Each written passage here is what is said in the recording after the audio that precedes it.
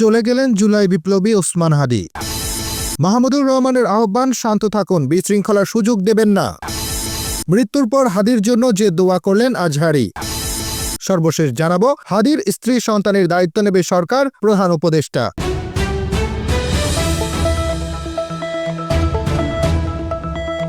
প্রিয় দর্শক, এতক্ষণ শুনছিলেন সংবাদ শিরোনাম, এবারে বিস্তারিত। তবে তার আগে বন্ধুরা, অনুরোধ থাকবে এই সংবাদটিতে একটি লাইক দিন।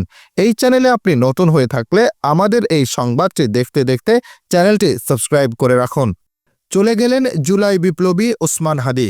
ইন্না লিল্লাহি ওয়া ইন্না ইলাইহি রাজিউন। বৃহস্পতিবার রাত 9:40 দিকে ওসমান হাদির ভাই ওমর হাদি আমার দেশকে এ তথ্য নিশ্চিত করেছেন। এছাড়া ওসমান হাদির ভেরিফাইড ফেসবুক পেজে এ তথ্য জানানো হয়েছে। গত শুক্রবার 12 ডিসেম্বর ওসমান হাদিকে গুলি করে মোটরসাইকেল আরোহী দুর্বৃত্তরা। ঘটনার পর হাদিকে প্রথমে ঢাকা মেডিকেল হাসপাতালে নিয়ে একটি অপারেশন করা হয়। এরপর নেওয়া হয় এভার কেয়ার হাসপাতালে। সেখানেও অবস্থার উন্নতি না হওয়ায় উন্নত চিকিৎসার জন্য সোমবার নেওয়া হয় সিঙ্গাপুর জেনারেল হাসপাতালে। মাহমুদুর রহমানের আহ্বান, শান্ত থাকুন, বিশৃঙ্খলার সুযোগ দেবেন না। ভারতীয় আধিপত্যবাদ বিরোধী লড়াইয়ে আমার তরুণ সাথী শরীফ ওসমান হাদি শাহাদাত বরণ করেছেন। বৃহস্পতিবার রাত 9:40 দিকে সিঙ্গাপুরের একটি হাসপাতালে চিকিৎসাধীন অবস্থায় হাদি মারা যান। জুলাইয়ের এই অগ্রনায়কের মৃত্যুর খবর শুনে আমার দেশ সম্পাদক মাহমুদুর রহমান বলেন, জাতি হিসেবে এ মুহূর্তে আমাদের কর্তব্য মহান আল্লাহ তাআলার কাছে প্রার্থনা করা যেন তিনি এই শাহাদাত কবুল করেন। হাদির মতো বিপ্লবী পাওয়া একটা জাতির জন্য পরম গর্বের। সরকারের কাছে আমার দেশ সম্পাদকের দাবি, যথাযোগ্য রাষ্ট্রীয় মর্যাদায় যেন ওসমান হাদিকে দাফন করা হয়, তার জন্য রাষ্ট্রীয় শোক ঘোষণা করা হোক। এতে করে বর্তমান ও ভবিষ্যৎ প্রজন্ম তার আধিপত্যবাদ বিরোধী সংগ্রামের চেতনা থেকে উজ্জীবিত হবে।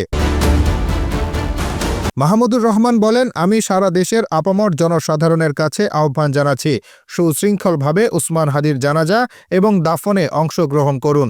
আবেগ নিয়ন্ত্রণ করে আপনারা শান্ত থাকুন। মনে রাখতে হবে, দেশের শত্রুরা বিশৃঙ্খলার সুযোগ গ্রহণের জন্য অপেক্ষা করছে। মৃত্যুর পর হাদির জন্য যে দোয়া করলেন আজহারী।